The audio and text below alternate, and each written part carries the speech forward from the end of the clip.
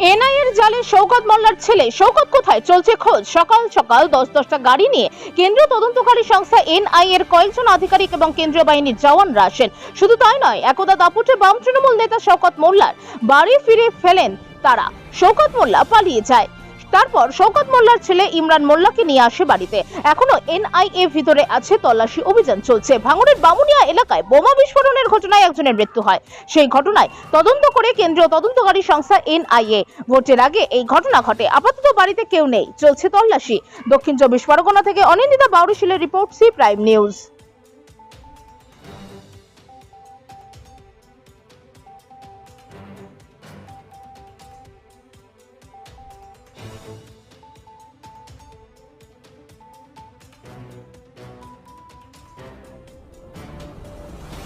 ইতিমধ্যে আমি কিন্তু সেই সরকারওয়ালার বাড়ির সামনে কিন্তু রয়েছি, যেখান থেকে আমি আমার সাথে সেই ছবি দেখাতে পারছি।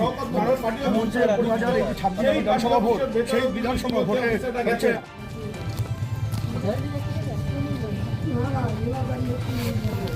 আপনার বাড়ি কোথায়? তাহলে আপনি কেন এসেছেন? ফোন করলি তো? হ্যাঁ, আপনি কাজ করেন তো? এখানে বাড়িতে কাজ করেন?